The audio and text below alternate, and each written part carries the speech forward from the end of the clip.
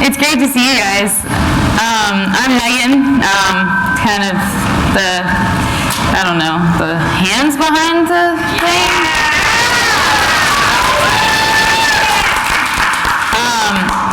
And I feel like I've interacted with almost all of you in some way or another over the last 2 months. So just real quick, I was hoping to do a little bit of a survey, just to see who's who. So who's from UNC? Awesome, awesome. What about, so everybody else, other schools? University of Maryland? University of Virginia? NC State? Virginia Tech? You guys have a really cool event happening there right now, I think. Regional Grace Hopper or something? Sounds cool. I don't blame those who didn't come. But anyway, how many of you have been to a hackathon before? Okay, awesome. Well, for those of you who haven't, I'm really excited that this is your first one. We have some really great opportunities for you to learn some cool things and work with a lot of mentors. We had a huge response from people wanting to mentor. Over 50 mentors registered for this event, not including the recruiters who are also here because they want to talk to you and get to know you and offer you jobs. Yeah, how about all the recruiters? Do we have any of those in here still? Or did they go home? Okay, the Dollities here on the front row. You should talk to them. They're awesome. Anyway, whether you've gone to tons of hackathons before, you've never been to one before, whether you've coded a lot or not, we have something for you, so I hope that you won't feel shy about asking anybody for help. Because all of us have to ask for help. I know for a fact that none of the mentors who are here have all the skills that I asked them if they had. None of them knew everything. So we could all learn something from somebody else here. Anyway, that's a lot to say. But I'm just really excited that you're here. I really hope that you'll go to more hackathons in the future as a way to learn and network and have a great community of support, because that was what got me to stay in computer science. The first year, I didn't have any friends, and it was hard, and I didn't really like it that much. But, I found a community through events like this, and this is really what tech is all about. It's about collaboration and working together and learning new things. So I hope you'll learn and see that at ProHacks.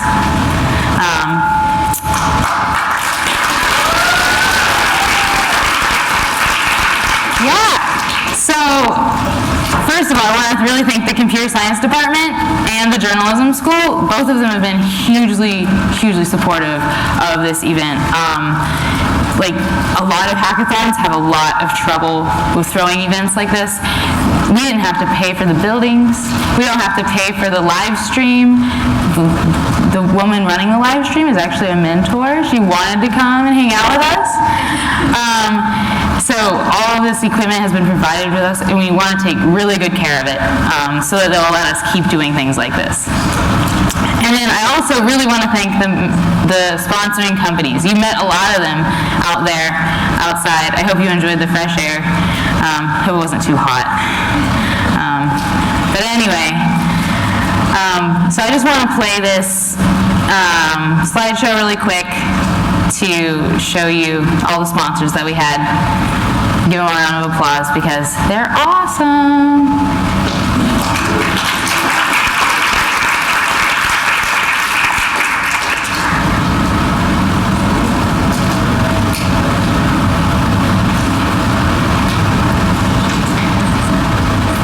We had a huge response from sponsoring companies. People that I had never heard of, people that I had never thought would want to talk to me about sponsoring anything. All of a sudden, and the reason why they were so excited was because of you guys. They wanted to meet you, they wanted to encourage you to be doing awesome things with technology. All these people would love to talk to you. All right, now, and And lastly, before we introduce the keynote speaker, I just have a really quick YouTube video that I want to share because I watched it in January and was like, we have to show this at Pro Hacks. So now you have to watch it because I say so. It's also just really awesome.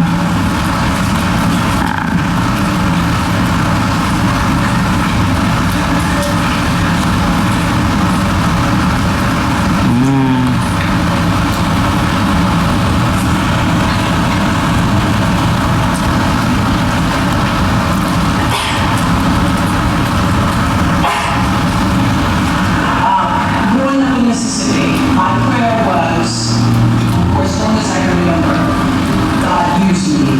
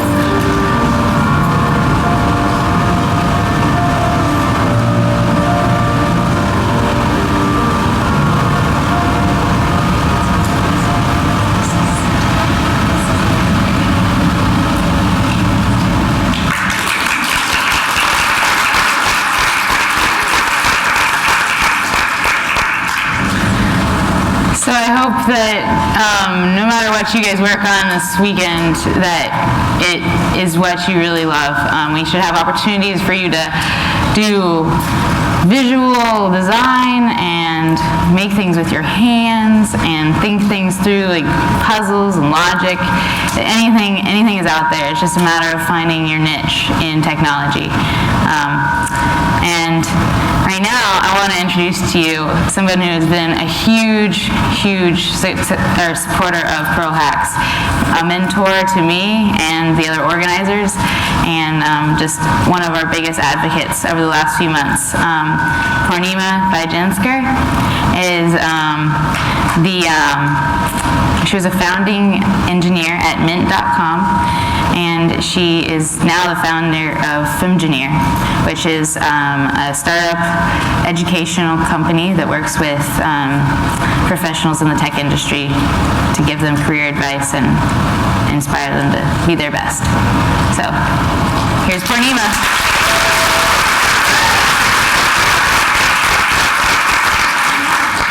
Thank you. Oh, can everyone hear me? Hopefully. Okay, awesome. Thank you, Megan, for the intro. And maybe some of you know that I am a Duke Blue Devil. So you're probably wondering, why the hell am I here, right?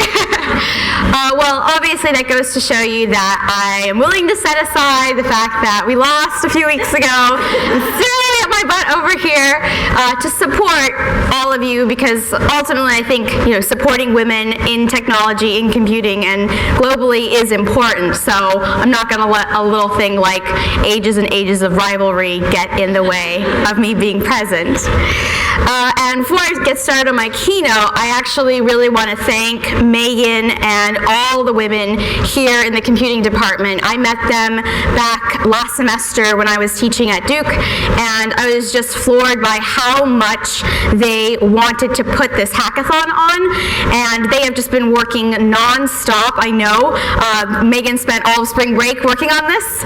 So before we get started on my keynote, I just want to give Megan and all of her team a round of applause for putting this together. I know, she was a little bit nervous about hosting a hackathon just for women, and I said, no, do it. It doesn't matter. Hey, it could be the first hackathon that many women come out to, so for all of you first-timers, I think it's great, and I want you to realize that this might be a really unique opportunity, and not all hackathons are the same, but I'm going to encourage you, just like Megan did, to keep going even after this, but just know that this is the first, and there's probably even going to be another one next year here, so keep coming back. So, on to my keynote, and to share a little bit about myself with you. So, I got a 19 on my first computer science midterm. And no, it wasn't a 19 out of a 20, it was a 19 out of 100. And no, I didn't get the highest grade in the class. I probably got the lowest grade in the class. And no, it wasn't because I didn't know how to code. In fact, I've been playing with technology throughout my entire childhood. I learned how to type on a real typewriter, then I graduated to a PC. In middle school, I learned BASIC. And when I got to high school, I taught myself some HTML. But the reason that I've gotten a 19 on my first midterm, my freshman year, was because I put so much pressure on myself to perform that I was filled with self-doubt on the day of the exam, and despite all my studying, I just didn't feel prepared for it. And of course, I was terrified when I saw my grade, and I wondered how it would impact my GPA. So I did what any first semester freshman would do to save their GPA. I dropped the course. But I knew I wasn't a quitter, and I didn't want to start making this a habit. So the summer after my freshman year, I decided to stay on campus and retake the course. With no distractions, I was able to focus, and I ended up getting an A in the course, and also learning that I really love to solve problems. So I ended up deciding to major in computer science. Then I had a crazy idea my junior year. I decided I wanted to learn even more. I wanted to know what made these machines. And so I decided that I wanted to also major in electrical engineering. but I only had 2 years left to graduate. The dean at my engineering school was really reluctant. She suggested that I stay and do a 5th year. But my parents didn't have the money to send me to college for a 5th year. I'd have to figure out how to make it happen on my own. So I was deciding, okay, how would I make this happen? How would I go from getting a 19 on my first midterm to graduating in 2 years with 2 degrees? And I also really needed to get a job right after graduation because my dad had lost his job my freshman year. So money was really tight. I wouldn't be able to go on to graduate school or just do whatever I wanted to. The good news is when you're 20, you have a couple things on your side. The first, an endless source of energy. Sometimes it's fueled by Red Bull, but you also have the chance to take a risk with little downside. So I overloaded on engineering courses, and while many of my peers were playing beer pong and partying, I was sitting in the basement coding on a Friday and Saturday night. And I managed to make Dean's List and graduate on time. So what? Well, obviously, if you're here at Pearl Hacks, then you're already committed. But it can be natural to get tempted when you face some setbacks. The message that I want to leave you with today is to do the things that are hard. No matter how incapable you may think you are, and despite whatever is going on around you, the chaos, the miscommunications, the misunderstandings, everything. Now, I don't mean choose an NP-complete problem, try to solve that. I mean pick problems that are going to challenge you, both intellectually and emotionally, and know that the harder the problem, the longer it's going to take to solve it. So don't expect results immediately, or even in a year, or even in 5 years, but know that they will eventually come. You'll have a breakthrough. But instead, focus this early moments of your life on making progress gradually. Love the breakthrough moments and hate the ones that make you feel like you've got a knot in your stomach. Use love and hate to be the barometer to gauge whether you're going to do the hardest thing and you're doing the hardest thing. Ambivalence being a sign that you've gone down an easy path. College, I thought it was a little strange that there weren't as many women as there were men in my engineering classes. But I had the same experience in high school when I was on the debate team. It was heavily dominated by boys. While most of my girlfriends in high school pursued other activities like sports and acting. So while I noticed it, I didn't pay too much attention to it. Instead, I chose to focus my efforts on graduating and starting my career. And as I entered college in 2000, the dot-com bubble had just burst. By the time I graduated in 2004, things hadn't improved much at all. There weren't many tech companies hiring. As a result, many of my friends, even those who I thought were amazing coders, had decided to take jobs in consulting.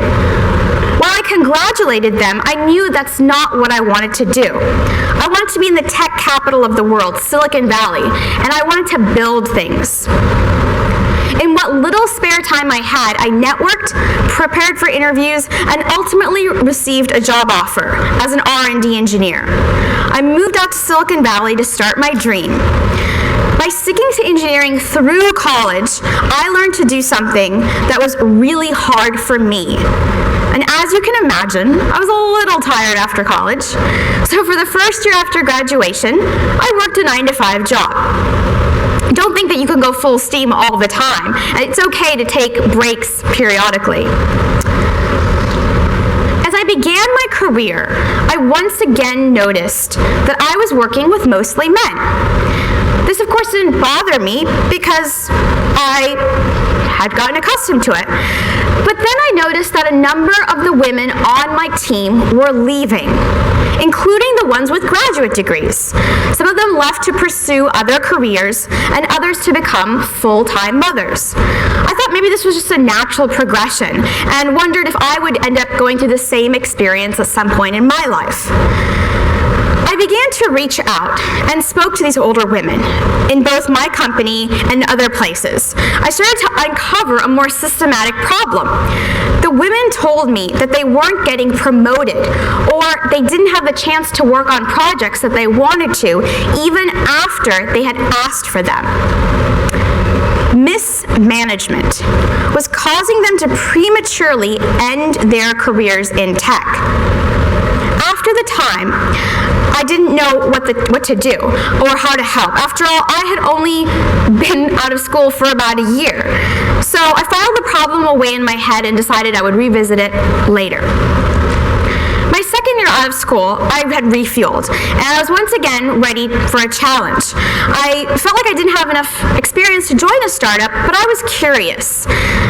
Right around this time, my buddy from college, Aaron Patzer, told me that he had an idea. He was frustrated with money management software and wanted to help young, budget-conscious people with their finances. So we got to talking. At the time, he lived in Austin, Texas, and I convinced him that he really needed to move out to Silicon Valley, where he would be able to meet a number of engineers and raise some capital. He took my advice and moved out. And while we were on a ski trip in Tahoe, we experienced one of those polar vortexes that I know you have all experienced here this winter. We got stuck on the highway for about 8 hours, and we started talking about Aaron's idea. And I asked him what he was going to call the company. And he said, Money Intelligence. Money Intelligence. That didn't sound like something young people were going to use. So he challenged me. He said, you come up with a better name. So I thought for a moment, and I smiled and said, what about Mint? And immediately Aaron loved the name, and we used it. After that point, I desperately wanted to work on Mint, but I was up to my eyeballs in student loans. I couldn't just leave my job, so I worked on it part-time. Then one day, my two managers came into my cubicle, and they said, follow us. So I did what I was told, and I followed them down into a conference room. They sat me down, and they said, your position has been impacted. And I thought, okay, what does that, did I get like hit by a meteor or something? No, they were laying me off. And they were giving me a 3-month severance package. I was a little baffled. I had just gotten a promotion, so I didn't know what I had done wrong. And what the heck is a severance package? Severance package was my safety net. And I had just been given a golden opportunity to go work at Mint.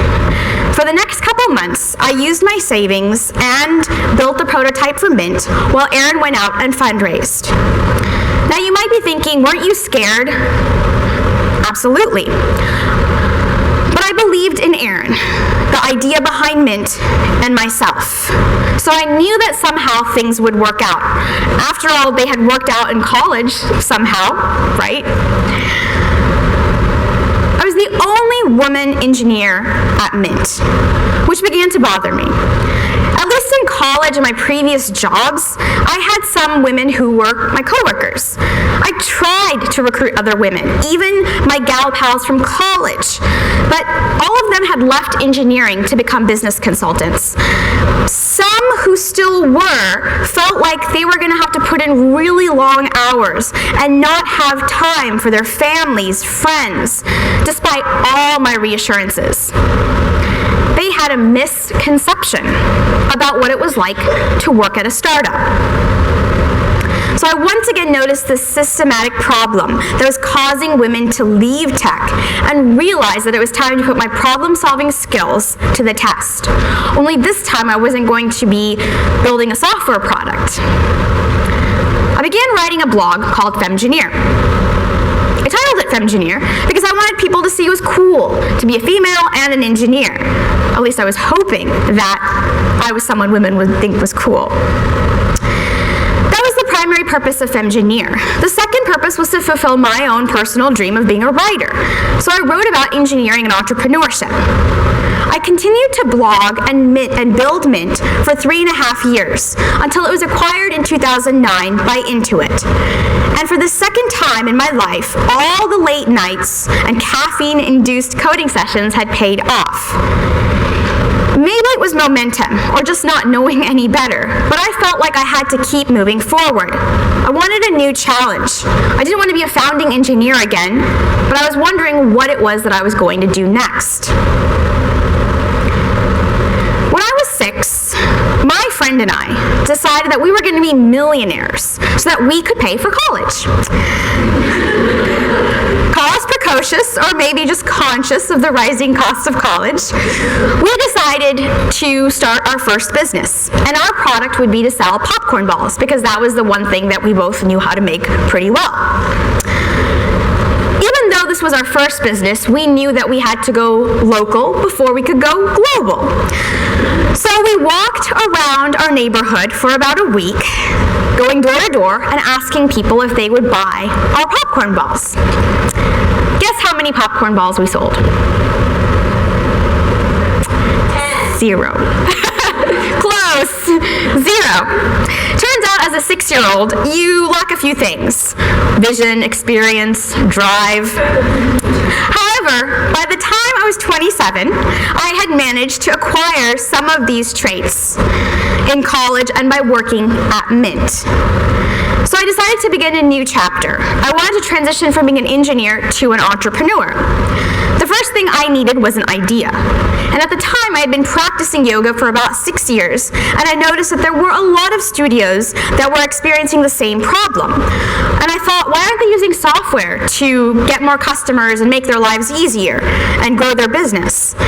Turns out they were using some products, but most of the products just weren't that easy to use. They were too hard. They needed a simple solution. Well, I had learned how to build a simple solution at Mint, so I leveraged my learnings and started BusyBee. When you go from being an engineer to an entrepreneur, you're not really trading in one role for another. You're actually trading in one role for 3. And I wouldn't realize that until I had read Michael Gerber's book, The E-Myth. In his book, Gerber says that being an entrepreneur means you have to play 3 roles. The first is a technical mind, someone who builds the initial product.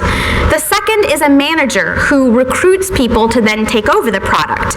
And the third is a visionary, someone to lead the company. When I began BusyBee, I knew how to do the first, but I didn't know how to do the others. I had to learn, and as a first-time founder, I learned the hard way by making a number of mistakes, which was good because it really ingrained the learnings into me. And fortunately, I bounced back from my mistakes and kept moving forward. The other thing that I realized was that when you're a founder, you get to do things differently. And since BusyBee was my baby, I decided that I wanted to do what was really important to me, which was have a company that gave me a lot of freedom and flexibility. Those 2 things manifested themselves as me bootstrapping the business, building a self-sustaining product, and leading a remote team. My career, I've never had the thought that having 2 X chromosomes would somehow make me less capable than my male counterparts. But I know that there may be others who think this way, or think this way about me, so I just work a little bit harder.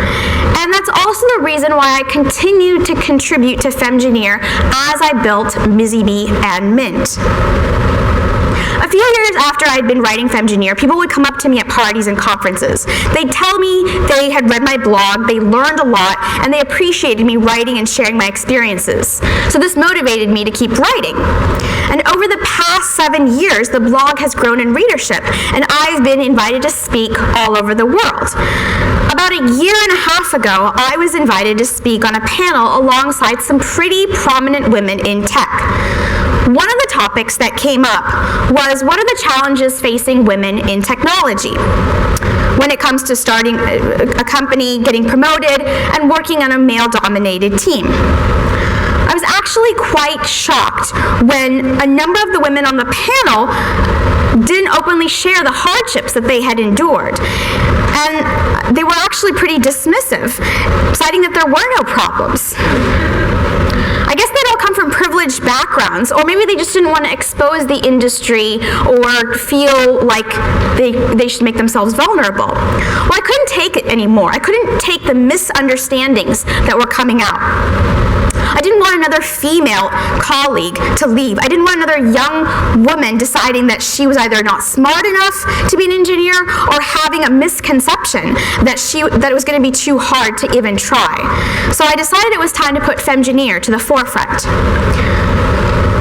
I started running a monthly event called the Femgineer Forum in San Francisco. The purpose of the Femgineer Forum is to address sensitive topics based on the 3 misses: mismanagement, misunderstandings, and miscommunication. I also wanted it to be a setting for people who couldn't find mentors to come in, or to meet mentors if they couldn't find people with time. The other key differentiator was to provide people with strategies that they could use and practice and then go back to their office or share with their community. Many of these strategies were based on experiences I had as well as others in building companies and products. Now, there are those who challenge the work that I'm doing at Femgineer, questioning the need to label and band women together. Well, the truth is that men and women face challenges in their careers. They're both plagued by the imposter syndrome.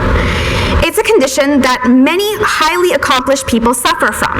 They think that someone will think they're a fraud despite all their talents, skills, and accomplishments. The self-doubt it creates in their minds ultimately holds them back from taking on risks and challenges. And both men and women experience the imposter syndrome, but it's more prevalent amongst women, especially those who haven't received a lot of praise. If you're left wondering why there aren't more women in technology pursuing careers in STEM, part of the reason is the imposter syndrome.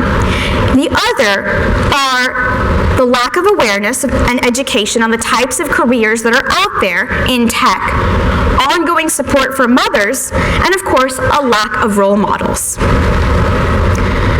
Our society has also made it very acceptable for men to feel proud of their accomplishments and to speak up for what they want and need, while women have ideas and behaviors ingrained in their minds of being a nurturer. This gives them a strong sense of empathy, but it makes it really hard to negotiate for what they want and deserve. They take what they're given instead of asking for more, thinking that if they do, they'll be taking away from others. Breaking those habits takes a lot of time and concerted effort. So yes, there is a need to label and band together. Now, the goal of Femgineer is not to play the victim card. It's to provide people strategies to overcome them and succeed. And it shows because despite the title, we have men and women attendees who come and learn. In fact, most of our classes are about 50%. Some women have in fact complained saying, well, I didn't realize there would be so many guys in here. So it's great, and I want you men to keep showing up and keep supporting us, and we want to keep supporting you too. Since the beginning of 2013, Femgineer has gone from being a blog to a business. It's an education services company. And don't let the name fool you. Our vision is to obviously increase the number of women in technical leadership positions. But as I said before, we educate men and women who are tech professionals and entrepreneurs, because ultimately we all have to work together. We teach people how to build products and companies through courses in product development, communication, and leadership. Over the last year of being in business, we've had over 40 students from around the world graduate from our online courses, run 13 forums through which we've educated a number of women and men to leave situations where they were being undervalued and underappreciated and find the ones where their skills and talents were going to be valued. And we've mentored a number of tech professionals and helped them get raises and the promotions that they deserve. So it's great to see all that we've accomplished in the past year, and I know it's going to take some more time to make and enact change globally. But I like to do the hard things. So finally, I'll admit that yes, it's really hard to write code, and yes, it's really hard to be a woman in tech. But But doing the hard things in my life has certainly paid off. I've been given the opportunity to build amazing products, meet and mentor hundreds of engineers and entrepreneurs, and witness the brilliant work that comes out of students like all of you. So, as we kick off this weekend's hackathon, and even after it, I want you to continue to ask yourself, is what you're doing hard? Or are you holding yourself back based on mismanagement, misunderstandings, and miscommunications? Thank you.